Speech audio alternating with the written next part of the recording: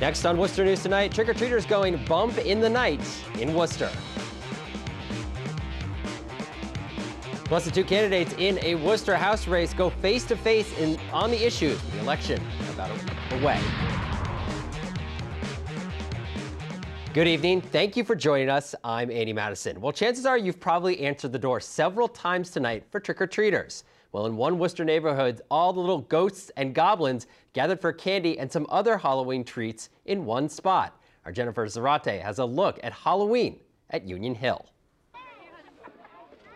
Happy Halloween! Hundreds of kids, along with their parents, are trick-or-treating at Oak Hill CDC's second annual Union Halloween. We're here to get candy, and then we're here to say trick-or-treat. Worcester officer and Oak Hill CDC board member Sean Lovely started the event last year to offer candy to kids living in Union Hill, where Lovely says there aren't enough houses giving out treats. I ended up starting out last year with about 500 people that showed up, and I figured the second annual year we went around. We've got thousands and thousands of pieces of candy, all donated. Every stand here is manned by a volunteer. Lovely says Worcester Police notified 5 schools instead of 1 this year. You know, Sean put this together so the kids could be here and, you know, get as much candy as they can. How have you gone around so far? 4. People in the community have also taken part in the event, showing support for Officer Lovely. It feels great to be part of something like this. You know, we originally were going to come down with the lights, but I actually brought a couple of 100 pieces of candy to pass out to the kids as well. We're just here to help Officer Lovely. You know, Sean has had the brainstorm to have this operation for 2 years now.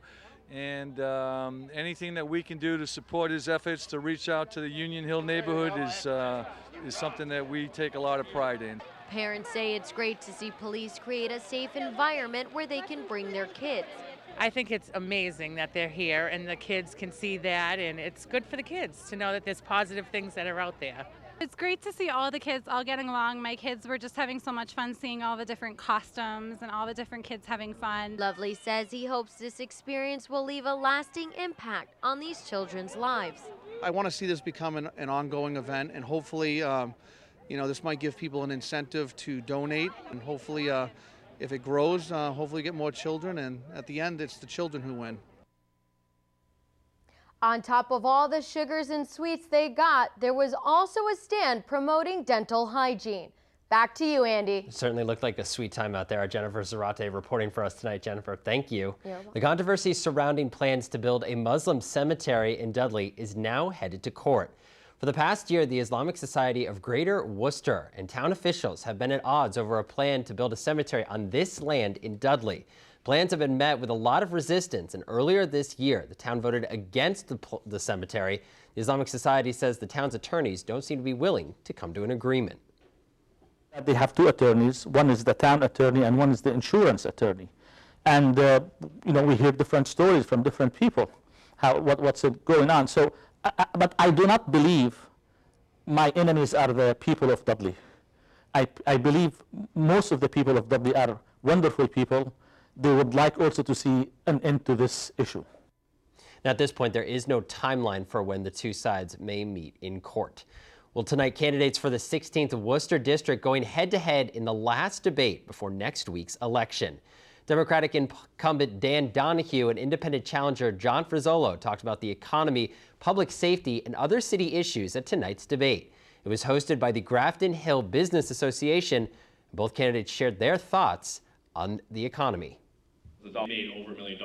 So not if you have $1 million, if you're actually earning that $1 million. We're going to be redoing and realigning Grafton Street from Rice Square all the way down to Washington Square. Almost $7 million project. That's going to be not only just create to help with some of the traffic situations, but also help beautify the area with new sidewalks and better parking situations. I had people on the transportation committee saying, John, you have 2 projects going on at the same time. I can't even get one.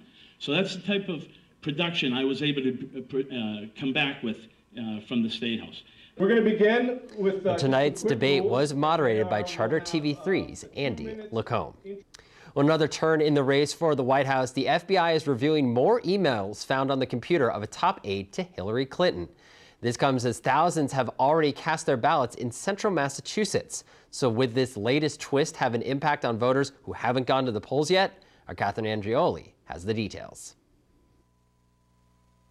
It's really an anomaly in presidential politics. You haven't seen anything like this before, and you're unlikely to see anything like this afterwards. It's an election unlike any other, a feeling many seem to share as voters in Shrewsbury trickled in to cast their ballots early on Monday. With a little more than a week away until Election Day, some say they are still unimpressed with the candidates. I do like that it's much different than the others. We're getting a lot of different candidates. They're real far left, real far right. First of all, there's a lot of momentum, there's a lot of enthusiasm, and that's, reflective in the early voting. That's a good thing.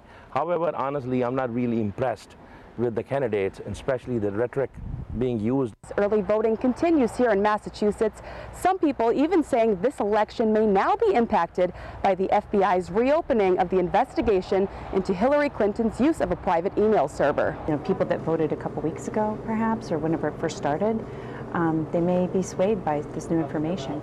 The FBI revealing late last week they are reviewing newly discovered emails found on the computer of one of Hillary Clinton's top aides. Some voters say the new information may change people's opinions on whether to vote early and also their decision on which candidate to cast their vote for. Maybe some people were on the fence about Hillary before, and they said, the whole email thing that's completely over, it's in the past, done with. And then reopening it could just change their mind, and they might think maybe it's not. Political experts say despite the FBI review, both candidates have had an equal share of controversies. Both candidates, the Democratic and Republican nominee, have extremely high negatives, and whoever wins this election is going to be a president-elect with the highest negatives of any president being sworn into office. I personally hope that we make a solid decision and we can rally and come together as a nation, whatever the decision is on Tuesday. That was Catherine Andreoli reporting. A reminder that the election is next Tuesday, November 8th. Election Day is Tuesday, November 8th. Well, several radio personalities getting together in Worcester tonight to tell a classic radio tale on Halloween. The group did a live read of War of the Worlds at Nick's Bar in the city. Hank Stoltz from WCRN was joined by other radio personalities for the live read. The War of the Worlds science fiction novel was based off a radio play in 1938, which made Nick's a fitting location for the performance. We love classic films and vintage music here, so we were on board right away, and they have a great creative staff. Constant touch with you.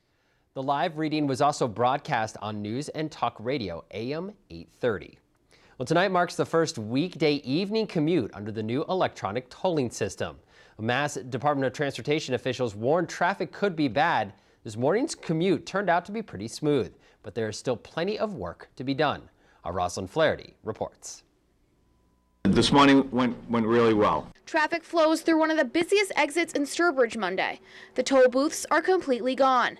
MassDOT told commuters to prepare for traffic delays, but people say the morning commute was much better than they anticipated. I had heard, as everybody else did, about expect delays, but at 15, 20 miles an hour, slowed down a little bit, but right through there. Wasn't bad at all. Went pretty smoothly. MassDOT says almost 10% fewer drivers use the turnpike on Monday morning. Highway Administrator Tom Tinlin has been recommending commuters to change their work schedule or take public transportation to avoid backups. I'd like to remind people that anything that you did today to lessen that burden on the roadway system, it certainly would be appreciated if you continue that behavior. Tinlin says 13 out of the 23 toll booth locations have been demolished or are in the process. In Auburn, they are still standing, with traffic being diverted to the outer lanes. MassDOT says since the electronic tolling system went live Friday, there has been 2.8 million transactions. Well, it's smooth. You just keep driving. You don't have to stop. I think it's wonderful. I think it's about time. I think tolls have always backed up traffic for years, and I think it's good that we're moving forward.